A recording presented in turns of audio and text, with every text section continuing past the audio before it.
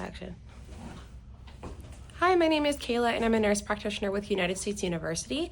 And today I'm filming this video for training and education purposes for head, eyes, ears, nose, and throat. Today is January 11th. Is it the 11th? 2026. And this is my patient. Do you consent to being videoed for training and quality purposes and being posted to YouTube for grading? Yep. Okay, great. This is my tray that I'll be using today for the video. And then this is the 360 view of the room. Great. And then I'm gonna go set this up over here.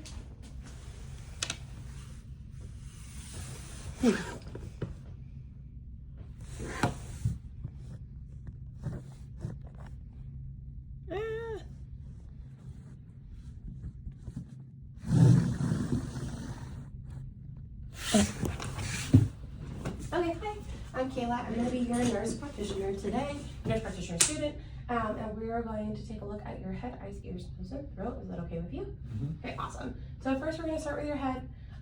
Symmetry looks great. Can you go ahead and raise your eyebrows for me and smile and hold a bubble in your mouth? Beautiful. So cranial nerve 7, the facial nerve is intact. Go ahead and open and close your jaw. Good. So that is cranial nerve 5, the trigeminal, 5 trigeminal nerve is intact. Now I'm going to take a look at your hair and scalp. Hair thickness is greater on the sides than it is in the center. A little bit of thinning here in this area, which is not uncommon for men. And then there is some scaliness. Patient has a known history of seborrheic dermatitis, so that is in line with that finding. Symmetry is equal on both sides. There's no ptosis noted in either side or the nasolabial folds. Awesome. So now we've done the head and the hair. We're going to move on to the eyes. So for this, we're going to start with the Snellen. Let me just get my beautiful. We're getting the ophthalmoscope prepped, and we're going to use it in just a moment. Beautiful. Awesome. So we're going to start with visual acuity. This is testing cranial nerve 2, the optic nerve. So for the Snellen chart, for this particular one, it's a 6-foot distance. So go ahead and hold your arm out. And then great. And then I'm going to hold mine out. And then from the distance that I am at, I'm going to shorten the distance just a little bit for the video's purposes, just because I have to remain in the video. Patient, I'm going to have you go ahead and cover your eyes with one of your hands. And then I want you to read the line that you can read the last of. All right. 5. The smallest line. And is that this one? Yep. Okay, go ahead and read this line for me. G, H, F, B, S. Oh. Go ahead and try that line one more time. G, H, J, B, S. Great. Okay. Then go ahead and try and read the line below that. E, R, E, P, G, Z, O. Great. And then read the line below that if you can. C, R, G, H, J. Great. So with the right eye, he tested for 20/25 vision. Go ahead and cover the left eye. Great. And then go ahead and read the smallest line you can read for me. C, F, G, H, G. Good. And then go ahead and read the line below that if you can. L, G, F, B, N.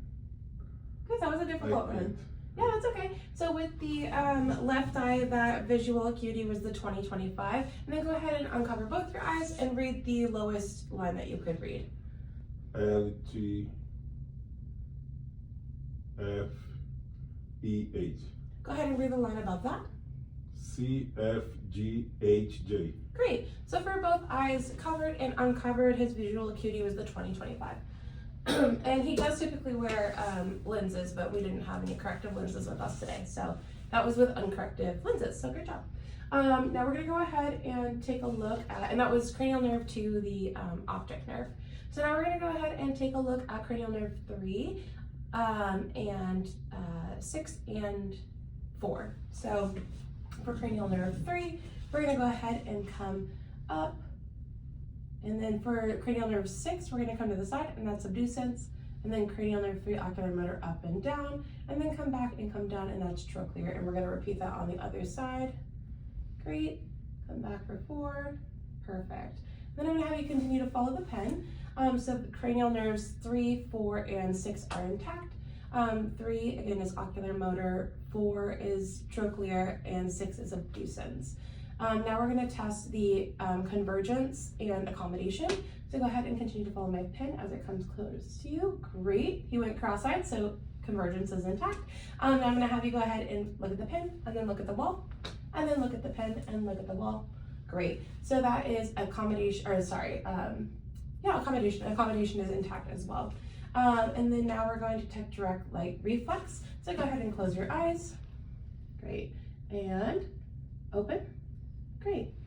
And then close your eyes and open. Great. All right, so pupils are equal, round, and reactive to light.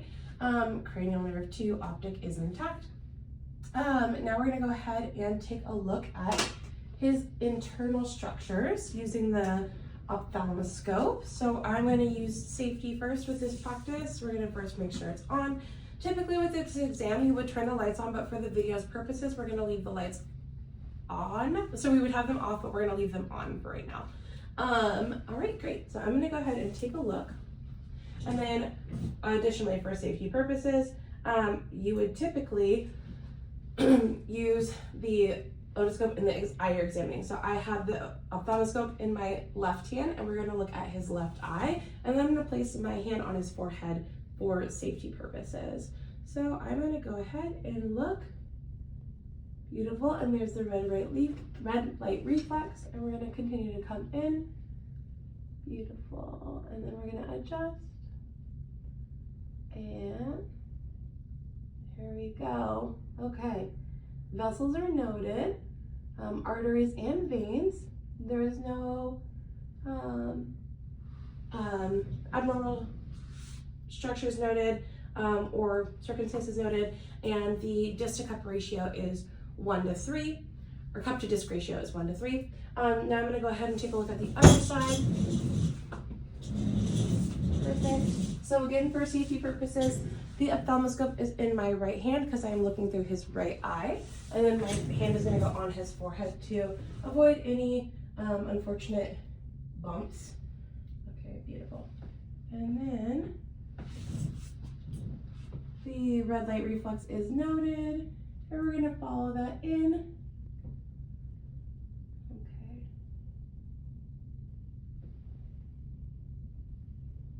And there we go. Great. And then vessels are noted, and then cup to disc ratio is 1:3.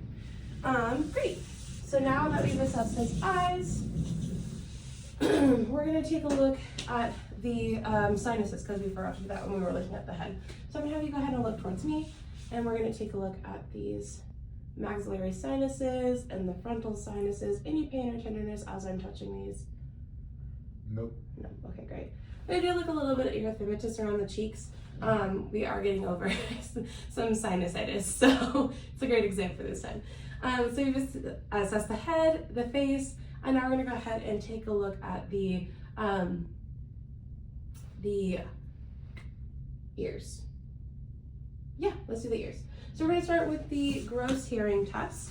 So I'm going to go ahead and have you cover one of your ears. Go ahead and use your hand to cover one of your ears. Awesome, great.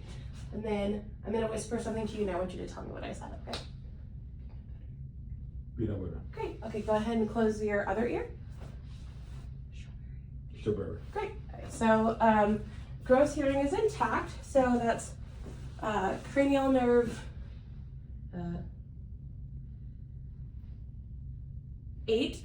Vestibulocochlear is intact. And now we're going to take a look at the inside of his ears. We're going to actually start with a view of the external side of the ears. So I can see just from like inspection that there's no clear drainage or exudate or notable blockages. There is a little bit of a hair distribution, but that's normal for a male of his age. And then let me get this on and we'll take a look inside. And then do you currently have any pain in your ears? Nope. Okay, great. And then we're going to start with this look into the left ear. Beautiful. Okay. And there's the tympanic membrane, and there is the cone of light at the 7 o'clock in the left ear. And I can see the incus, or the umbone, and the incus of the malleolus. And the tympanic membrane is like a pearly white. So we're gonna go take a look at this side. There is some cerumen as well, but that's a normal distribution for an adult. And then this side. Good. A little bit more cerumen noted. But there is the tympanic membrane, and again, everything is the same as noted on the left side, except for the cone of light, it is at the 5 o'clock position. Okay, great. So now that we've done the whisper test and Gross hearing is intact, we've taken a look at the tympanic membranes. Now we're gonna test his, the remainder of his hearing. So we're gonna start with the Weber test. Can you tell me which ear you hear the ringing in? Both. Great. And then we're gonna go to the Renee on the right side. All right. And what is greater, the ringing above your head or the ringing on the bone on this ear? Bone. The bone. Okay, great. Then we're gonna try the left side.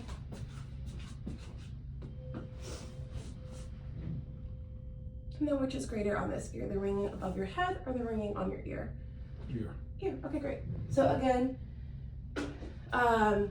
bone conduction is greater than air conduction on both sides bilaterally. And then now we're going to be done the head, face, ears, eyes. Now we're gonna look for the nose. So we already checked the sinuses, and there is some notable tenderness on the maxillary sinuses. So we're going to go ahead and switch the caps. And we're gonna take a look for patency. We're gonna look for any obstructions and to see the color of the mucosa. So go ahead and tilt your head back. Great. He's nervous because I know that this one is a little sensitive, so we won't go too hard. Beautiful. Okay, there is a little erythema noted on the left side. And then we're gonna take a look on this side. Are you okay? Okay. Okay, a little bit of erythema noted on that side. And then patient is reporting, is there tenderness is it uncomfortable when I look inside your, okay, yeah. So there's a little bit of discomfort on examination bilaterally. Now I'm gonna have you go ahead and cover up your nostril with one finger. Great. And then I'm gonna have you go ahead and blow out. Great.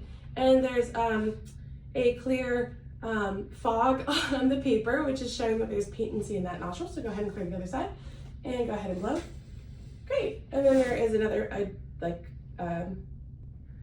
what they call that. Condensation on the paper on the right side, so both nostrils are patent. Now we're gonna go ahead and test his sense of smell. So go ahead and pick a nostril and cover it, and then close your eyes. Great. And then go ahead and inhale and tell me what you smell. Mint. Great, so he is correct. On the left side, he smelled mint, and I have mint gum in this container. And then go ahead and close the other nostril. Good job. And then go ahead and inhale. And what do you smell? Chocolate. Great, so he is correct. In this container, I do have chocolate. So that is the,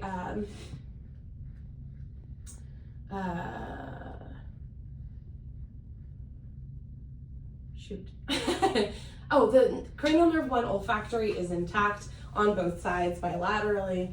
And then great, so now we're gonna move on to the mouth. So we've got cranial nerve 1, which is olfactory. We've tested optic with the Snellen chart, ocular motor with the motor movements.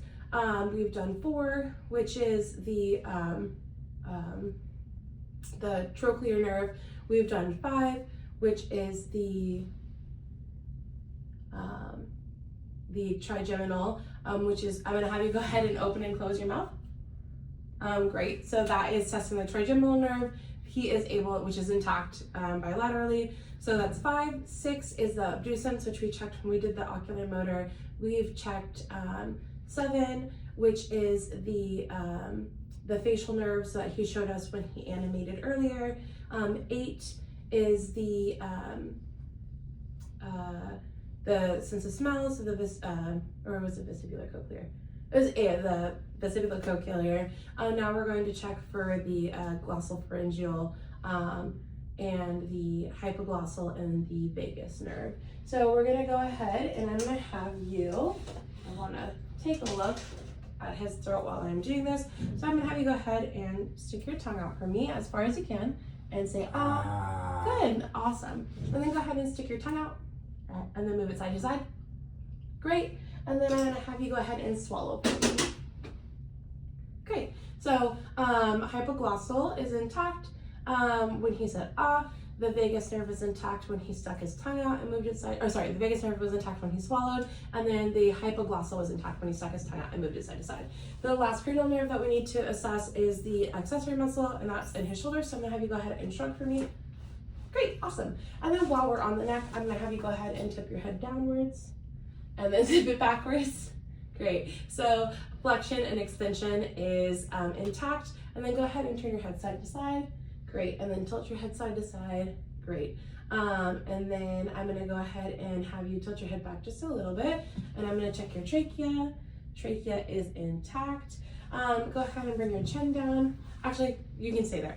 While you're here, we're gonna assess the thyroid. So this is the thyroid cartilage, the cricoid cartilage, and then the thyroid is gonna be right here. Go ahead and swallow. Great, so we could see it move right here. Go ahead and swallow again. It's hard because the mouth is dry. No, it's okay. Go ahead and try and produce a little bit of saliva. And I'm gonna go to the back so we can assess it from the posterior angle. And then go ahead and swallow. Great, and then you can feel the thyroid. It's small, no nodules, and it's not firm, or you can be moved around a little bit. So it is intact. And then now we're going to take a look at his lymph nodes, and then we'll be done. All right. So this is a subentalis, beautiful, and then those are non-tender and soft, and they're movable, not fixed. And then this is mandibular. The tonsillar lymph nodes are not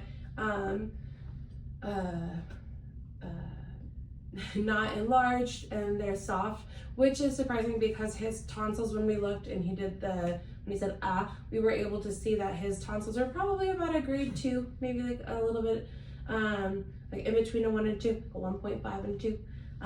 Not that it goes to 1.5, but that it was a 2, just because he has a little bit of this sinus infection and he's been getting that postnasal drip, so there is a little redness and erythema and a little bit of enlargement of the tonsils, but there's none swelling or discomfort noted in the tonsil lymph nodes. And this is the preocular, or the pre-auricular, the post-auricular, good. The cervical anterior, cervical posterior, and then the subclavicle. Awesome. And then all of the lymph nodes are soft, non-tender, and non-fixed. Okay, great. Then lip, oral mucosa is intact. Go ahead and open your mouth for me again. Teeth, there's no dental caries noted. Gingiva is like a soft pink color, and there's its mucosa is moist and intact as well. So yeah, looking great. Thank you so much for being in the video today. Thank you. Yeah, awesome.